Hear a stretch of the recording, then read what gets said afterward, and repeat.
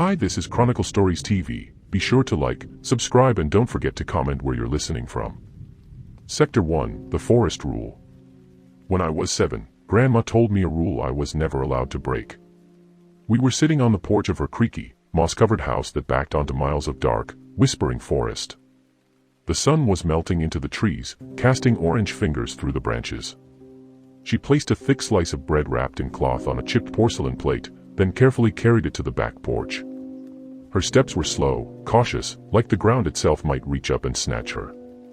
I followed her, confused. "Why are you leaving food outside?" I asked. She didn't answer right away. She just stared into the woods for a few seconds, the wind lifting her silver hair like it was afraid to touch her. Then she said quietly, "If the thing in the woods knocks, feed it once. Never twice." I blinked. "What thing?" She turned her eyes on me. Pale, glassy, and tired. But sharp. Focused. Not what you'd understand. But it comes, sometimes. It knocks 3 times. When it does, you leave food outside. Just once. One offering, to send it on its way. I giggled nervously, half expecting her to smile too. But she didn't. Her eyes didn't flinch. "What happens if you feed it twice?" I asked. Her hand dropped onto my shoulder, gentle but firm. "If you feed it twice, it remembers your scent. It learns your steps. Your breath. It gets close. And it doesn't leave." My smile faded. That night, she made me sleep in the guest room. The one with the small, high window that looked out toward the trees. I remember lying there with the covers pulled to my chin, every shadow dancing like it knew my name. Around midnight, I heard it. Knock. Knock. Knock. 3 slow taps from the back porch. Not a pounding, not even particularly loud, but deliberate. Like knuckles brushing against wood with purpose. I froze. My young heart thudded in my chest. I wanted to peek out the window but couldn't move. I stayed like that for what felt like hours, eyes wide, barely blinking. In the morning, the plate was gone. When I asked Grandma about it, she just said, it took what it needed. It's gone now. I never forgot that night. Years passed. I moved away. Grandma stayed. Eventually, she got old. Frail. The last time I saw her, she gripped my hand hard and whispered the rule again. If it knocks, feed it once. Never twice. Not ever. 3 years after Grandma passed, I returned to her house. She had left it to me in the will, and the lawyer practically begged me to sell it. "It's too far out in the woods," he'd warned, leafing through paperwork with a frown. No neighbors for miles, no phone lines, barely any cell signal. People get strange in places like that. But I didn't listen. Something about that house still felt tethered to me. I was 27, working remotely, and tired of city life. So I packed up and drove hours north to reclaim a part of my childhood. The house looked exactly the same. Crooked porch, peeling paint, rusting mailbox. Ivy had begun crawling up the sides. A thick carpet of dead leaves blanketed the yard, and the trees had grown wild around it, branches clawing at the sky. I stepped inside. It smelled like dust and old wood. Familiar. Like stepping into a memory. The furniture hadn't moved. The kitchen was still small and warm-looking, with faded yellow tiles. Her old rocking chair faced the window, as if she'd only just stepped away. I walked slowly through the rooms, expecting her ghost to appear any second. But there was only silence, broken occasionally by the soft creak of floorboards beneath my boots. Upstairs, the guest room waited, unchanged. The high window still looked out toward the trees. That night, I decided to sleep there again. For nostalgia, I told myself. But really, I wanted to feel like a child again, safe under the weight of her stories. The first 2 nights were peaceful. Quiet, save for the chirping of crickets and the far-off hoot of an owl. I thought maybe the forest had grown tame since I was a kid. Maybe Grandma's stories were just that, stories. But on the 3rd night, it happened. I had just gotten into bed when I heard it. Knock. Knock. Knock. 3 deliberate taps. Slow, spaced out. Like whoever, or whatever, was on the other side had all the time in the world. I froze. My breath caught in my throat, and I sat up in bed, staring at the door. It came from the back. Just like before. The porch that faced the woods. I stood slowly and walked to the hall. The house was dark and still. I grabbed the flashlight from the nightstand, padded barefoot to the kitchen, and stopped at the back door. My hand hovered over the knob. Just a stray animal, I whispered to myself. But something about that knock. It hadn't sounded like a paw or a snout. It had sounded like knuckles. I opened the pantry, grabbed an old can of beans, and placed it on a chipped plate, just like Grandma used to do. Then I opened the back door, stepped onto the porch, and left it there. I didn't look into the woods. I didn't want to see. I didn't sleep that night. I lay in bed, staring at the ceiling, listening for footsteps, for whispers, for anything. But the house stayed silent. No scratching at the windows. No voices in the walls. Just the dull hum of the wind pressing against the trees. When the gray light of morning finally seeped through the high window, I crept downstairs. The wooden floor moaned beneath each step, as if protesting my return. I opened the back door. The plate was gone. Not just the food, the entire plate. The same one Grandma used, with the faded roses on the edge. Gone. I stared at the empty spot for a long time. The porch boards were undisturbed. No footprints. No drag marks. No crumbs. Just nothing. I waited until noon before convincing myself it was a raccoon. Maybe it had taken the plate too. Animals are strange sometimes. But the unease sat heavy in my chest, like a hand pressing down on my lungs. Why did the knock sound so human? I wandered back into the house and stood at the sink, looking out the small kitchen window that faced the woods. That's when I saw something odd. A tree, about 30 yards into the brush, had a long, deep scratch running down its trunk. Not a natural split. Not from lightning or time. This looked deliberate. Like a blade had dragged down its bark. Fresh. I stepped away from the window. All day, I tried to shake it off. The knock. The missing plate. The scarred tree. I told myself I was being paranoid. That the woods had always played tricks on people. Grandma had just let it get to her. But by dusk, the air changed. It wasn't just cooler, it was still. Too still. The trees no longer whispered. The wind no longer brushed the glass. It felt like the forest was holding its breath. That night, as I prepared for bed, guilt began to creep in. What if it really had been something hungry? What if it came again? I stood in the kitchen for a long time, staring at the pantry. My fingers hovered over the dusty cans. Little break before section 2 of the story. If you haven't liked or subscribed, don't forget to hit that button for more stories. You're being stupid, I said aloud, trying to fill the room with some kind of courage. But still, I grabbed another can and unwrapped a heel of bread to go with it. I placed them both on a plate and held it in my hands, standing at the back door. The silence outside was suffocating. There had been no knock. But I opened the door anyway, and stepped out. I'm just leaving it, just in case, I mumbled, like a prayer to no one. Not because I'm scared. Not because I believe this. I set the plate down on the porch, then quickly turned and locked the door behind me. I didn't sleep that night either. When the sun finally rose, I went straight to the back porch. The second plate was gone.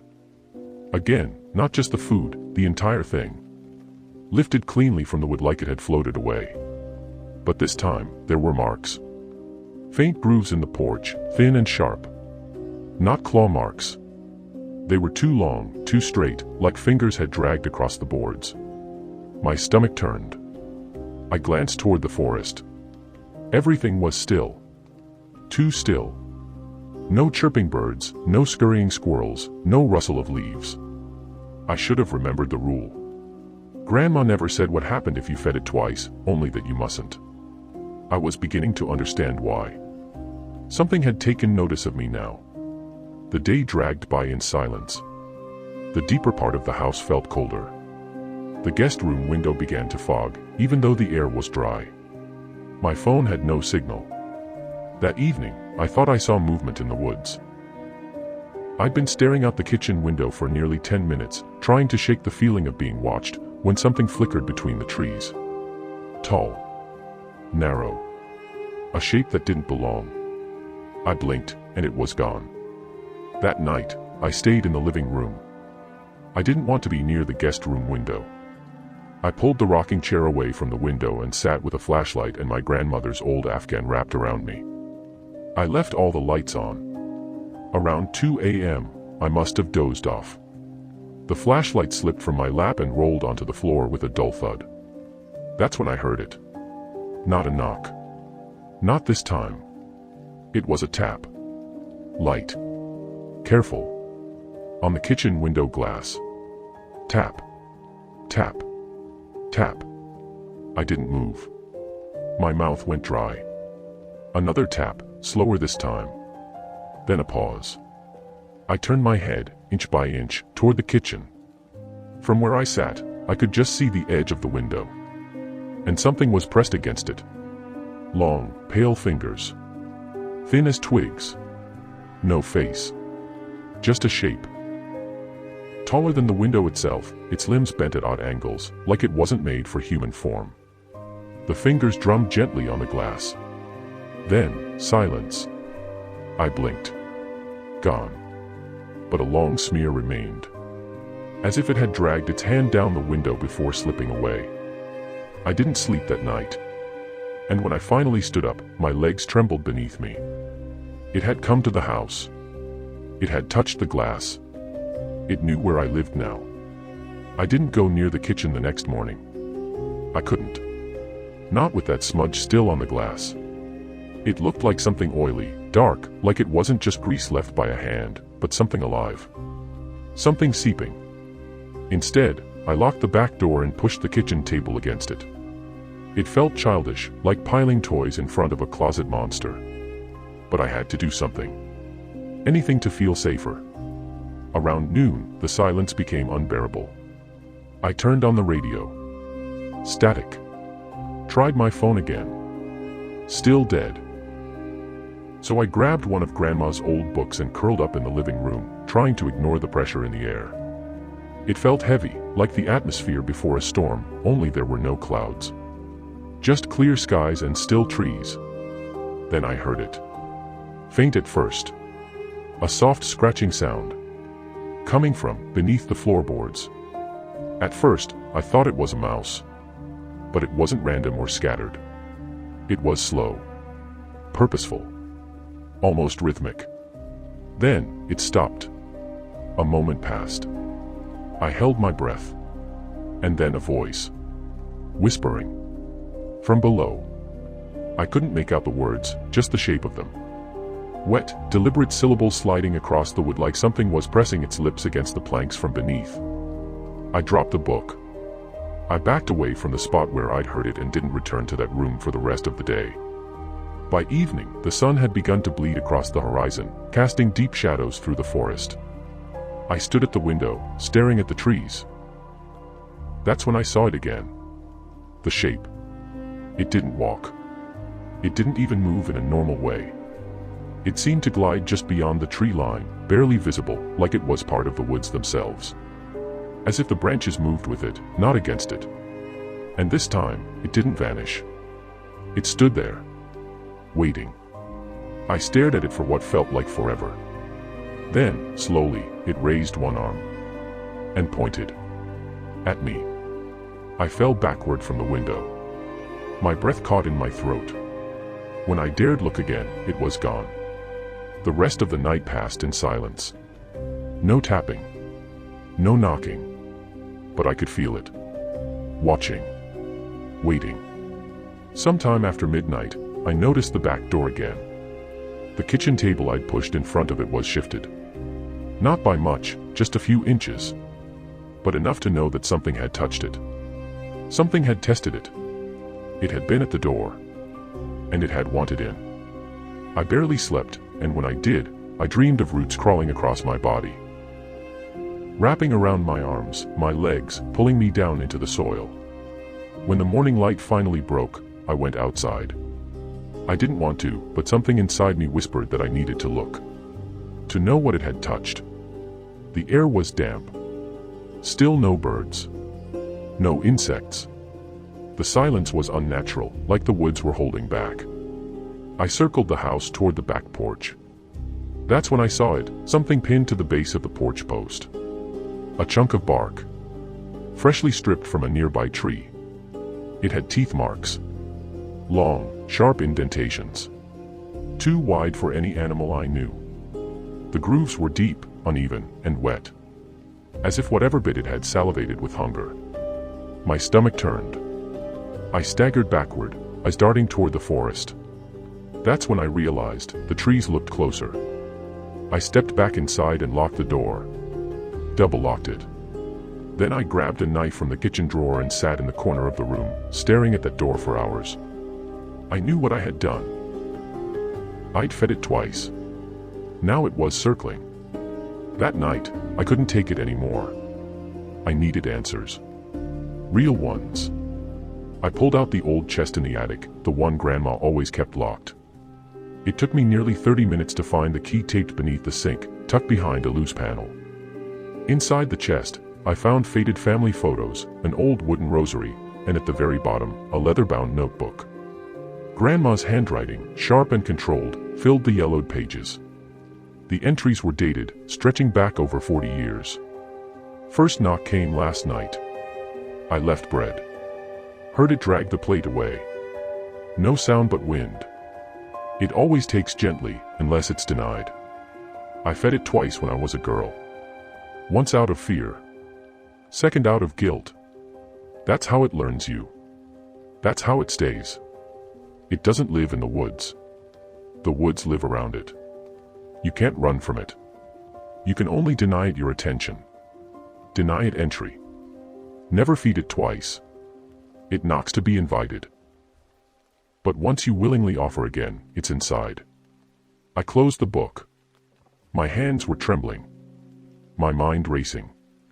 It wasn't just haunting me. I'd let it in. I didn't leave the attic that night. I sat near the chest with Grandma's journal open in my lap, flashlight flickering. Every time I tried to sleep, I'd hear it, just outside my mind's reach. Whispering beneath the floor. Fingers brushing the walls. Breathing, soft and wet, like lungs filled with soil. I stayed there until the sun bled through the attic window. Eventually, I forced myself back downstairs. I hadn't eaten. I couldn't. The kitchen felt wrong. Like I didn't belong there anymore. Instead, I went to the bathroom to wash my face. That's when I saw it. At first glance, the mirror showed my tired face, sunken eyes, unshaven jaw. But something was off. My reflection moved slightly slower than I did. It blinked a fraction too late. And then it smiled. Just a twitch, barely noticeable. But I hadn't smiled. I staggered back from the sink, my heart pounding. Behind me, in the mirror, something stood in the hallway. Long limbs. A bowed head. Skin the color of ash. But when I turned, nothing. I looked again. The hallway was empty. But in the mirror, it was closer. I stayed in the bathroom for hours. Door locked. Light on. It felt like the only room untouched. The only place I could still breathe. When night fell again, the house groaned. Not like old wood expanding, like something moved through it. Around midnight, the knocking started. Not on the porch. From inside. Knock. Knock. Knock. 3 slow, patient taps. This time on the basement door. I hadn't even thought about the basement. It was always locked when Grandma was alive, and I'd never found the key. But the sound kept coming. Knock. Knock. Knock. Little break before section 3 of the story. If you haven't liked or subscribed, don't forget to hit that button for more stories. I held my breath, gripping the flashlight, staring at the door across the hall. There was no mistaking it. Something was knocking from below. I backed into the corner, eyes wide. Then the doorknob turned. Not fast. Not aggressive. Just testing. Like it already knew the lock was weak. Like it was learning how to open it. I didn't sleep. I didn't even blink for hours. Because that thing in the woods, it wasn't in the woods anymore. It was in my house. I couldn't stay upstairs any longer. At dawn, clutching the knife like a lifeline, I approached the basement door. The wood was cold to the touch, almost damp. The lock hung loosely, as if it had been tampered with. Taking a deep breath, I turned the knob. The door creaked open, revealing a pitch-black staircase descending into a thick silence. The kind of silence that presses against your eardrums. I flicked on my flashlight and stepped inside. The air smelled of earth and decay. My footsteps echoed, distant and hollow. Halfway down, the beam caught something on the wall, scratches. Hundreds of them, deep and jagged, crisscrossing like a frantic warning. Then, a low sound. Something wet, dragging slowly along the floor beneath me. I froze. A cold breath brushed the back of my neck. I couldn't turn back. At the bottom of the stairs, the beam revealed a large hollow dug into the dirt floor, like an animal's den, but too big and too unnatural. Inside the hollow, I saw scraps of fabric. Old food wrappers. A tattered cloth that looked like it had been part of Grandma's apron. And footprints. Not human. They were long, thin, with 5 toes that tapered to sharp points. My heart slammed against my ribs. Suddenly, the darkness shifted. A movement from the corner of my eye. I spun, flashlight shaking in my hand. The beam hit the wall, and for a moment, I saw the outline of a figure. Tall. Thin. Faceless. It wasn't human. It was waiting. The air grew colder as the figure took shape in the beam of my flashlight. It stood just beyond the hollow, impossibly tall, with limbs that bent at strange angles. Its skin was pale, almost translucent, like a corpse left too long in the cold. It had no face. No eyes, nose, or mouth, just smooth, blank flesh where a face should have been. But I could feel it watching me. Knowing me. I tried to scream, but no sound came out. The thing reached out a hand, long, spindly fingers curling slowly toward me. I stumbled backward, heart hammering. In that moment, I knew it was here because I had fed it twice. It had learned my scent. It had followed me home. I fled up the stairs, slamming the basement door behind me. But the knock returned. Soft. Patient. Coming from inside the walls now. I realized then, the forest was not the source of this creature's power. It was inside me, inside this house I thought was mine. Grandma. LT meaningless. The house no longer felt like home. Whispers slithered through the walls, soft, unintelligible at first, then growing clearer. Voices speaking my name, mocking me, warning me. I tried to ignore it, but the whispers became unbearable. I covered my ears, but the voices burrowed inside my mind. Sleep became a distant memory. One night, the knocking returned, this time all around the house, not just the back porch or basement door. Knock, knock, knock. From every wall, every window, every dark corner. I stayed awake, trembling, waiting for the inevitable. The night of the final knock came without warning. I sat on the living room floor, knife in hand, lights flickering around me. The house was suffocating, thick with the presence I could no longer deny. Then, 3 taps. Slow. Deliberate. On the front door. My heart stopped. I stared at the door, knowing what would happen if I opened it. But I couldn't ignore it. With shaking hands, I stood and moved toward the door. The knocking stopped. Silence. Then, the door creaked open on its own. A cold wind swept inside. And from the darkness, the thing stepped in. The moment the door swung open, a cold rush flooded the room. I stood frozen, the knife slipping from my fingers to clatter against the floor. In the doorway, framed by the creeping darkness, stood the creature. Its faceless head tilted slightly, as if curious, amused. It moved silently, gliding forward like a shadow melting into the light. The air grew thick, heavy with the scent of earth and decay. I wanted to scream, but my voice was gone, replaced by a crushing silence. The creature stopped just inches from me. It reached out with one long, pale hand. I expected pain. Instead, it brushed my cheek, cold, like a whisper. A voice echoed in my mind, low and ancient. "You fed me twice. Now you belong." I stumbled back, heart pounding, knowing this was no longer just a visitor. It was a claim. It was waiting for me to feed it again. But I knew. This time, there would be no plate. I tried to run, but my legs felt like they were sinking into the floor.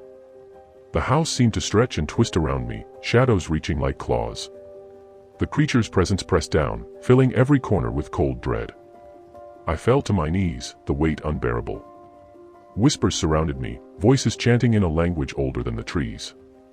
I realized then, I was bound by the second offering. A promise I never made, but could never break. Days blurred into nights. The creature stayed close, never leaving, never speaking aloud. Its faceless gaze a constant reminder of the debt I owed. I could hear it in the walls, in the wind, in the silence. Hungry. Waiting.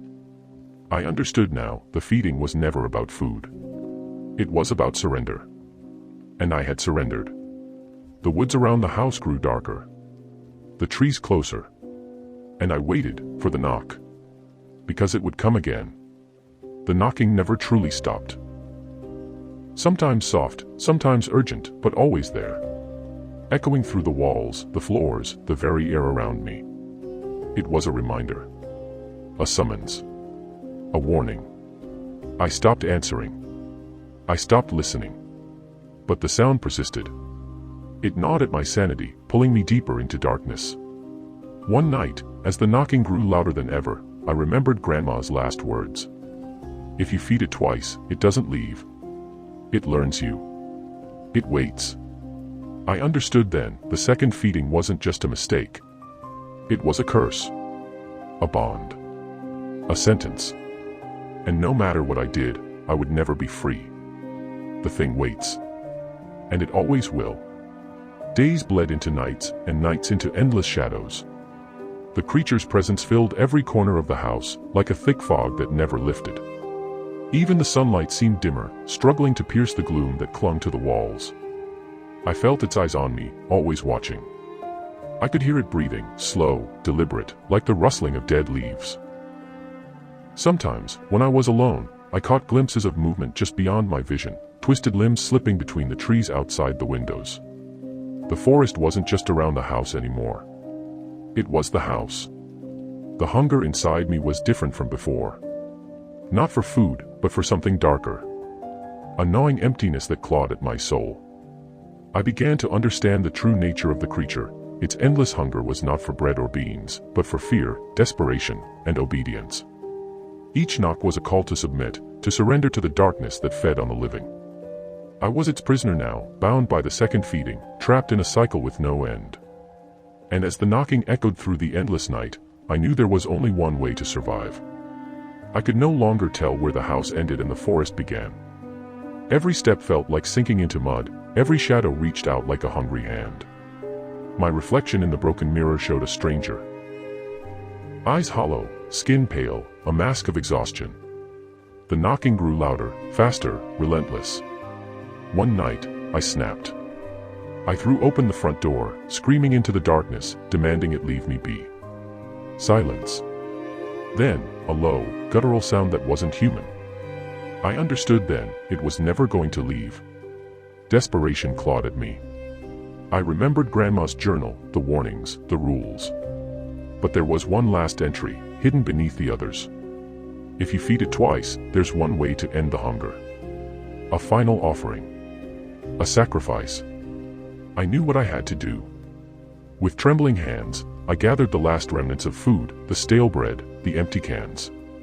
I stepped outside into the cold night, heart pounding. The creature waited. And this time, I would feed it once more. The night air was thick and heavy as I carried the offering toward the edge of the trees. Each step felt heavier, like the weight of 1,000 unseen eyes pressing down on me. The forest stood silent, waiting. I placed the food on a flat rock just inside the tree line, the same way Grandma had done so many years ago. Then I stepped back. For a long moment, nothing happened. Then, a faint rustling from the shadows. The thing emerged. Tall. Faceless. And somehow even more terrifying in the moonlight. It reached for the offering. The creature took the food with slow, deliberate movements. Then it turned toward me. For the first time, I felt something behind the faceless void, a flicker of something almost human. Regret. Sadness. Or simply hunger.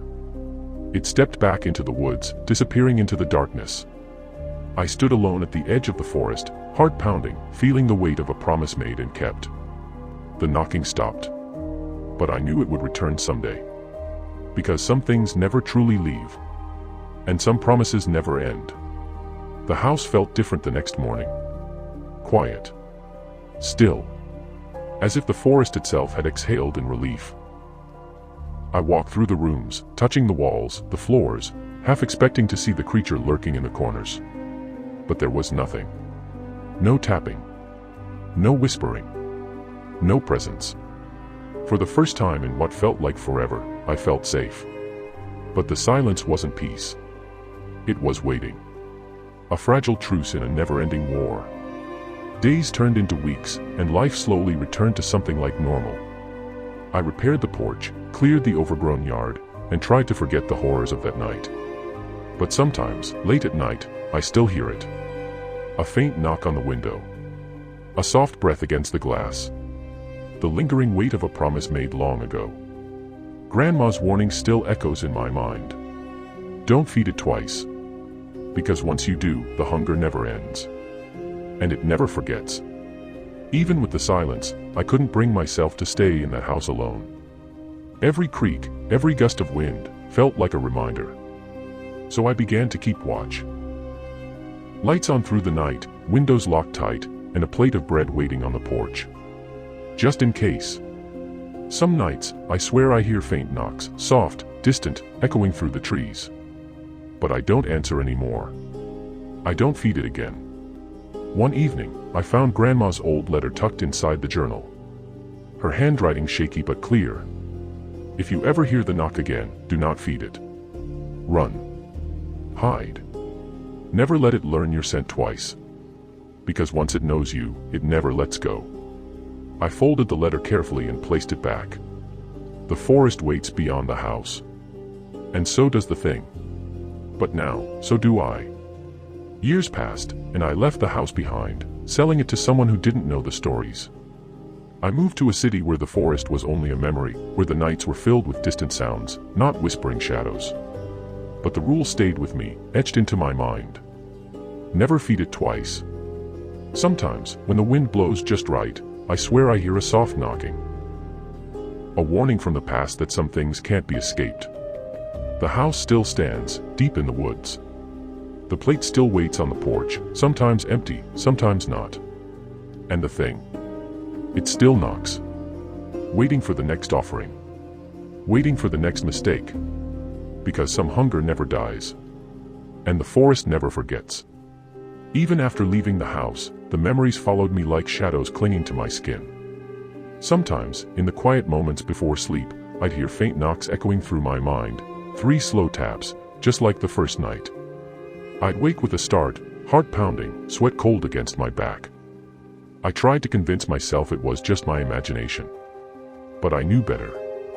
The creature had marked me. Fed twice. It knew my scent. And that meant I was never truly free. In the city, the noise drowned out the silence of the forest. Cars honked, people shouted, neon lights buzzed. But in my mind, the woods remained. The knocking persisted, not outside, but inside my head. I found myself avoiding mirrors, afraid of what might stare back. Sometimes, I'd catch myself touching my face, checking for the absence of features, looking for the faceless void that had haunted the basement. The hunger wasn't just in the forest anymore. It had followed me home. One night, as I sat alone in my apartment, the knocking returned, soft, deliberate, and unmistakable. It wasn't from the door or the walls, but from inside my head. 3 taps. 3 torturous taps. I tried to ignore it, but the sound grew louder, more insistent. A cold presence filled the room, pressing in on me from all sides. I wanted to scream, but my voice was trapped inside.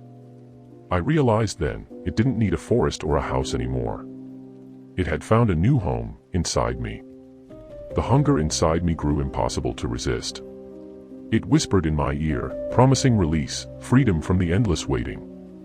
I could feel the faceless presence reaching through my skin, pulling me toward the darkness. Every night was a battle, to hold onto who I was, or give into the void. One night, I stood before a mirror, trembling. I stared into my reflection, searching for the face that might be lost. And I whispered the only thing I could. Don't feed it twice. Days blurred as the presence inside me grew stronger. It whispered secrets in a voice that was both mine and not mine. It promised power and peace, but only if I surrendered. I felt my thoughts slipping, my will weakening. At times, I caught myself staring into darkness for hours, unable to move.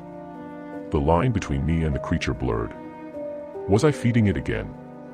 Or was it feeding on me? One rainy night, I found myself at the edge of the old forest. Drawn back by a force I couldn't fight. The house was gone, burned to the ground, or so the locals said. But the trees stood tall, silent witnesses. I dropped to my knees, clutching the dirt. I whispered a plea to the shadows, begging for release, begging for mercy. And in the silence that followed, I heard it. A single knock.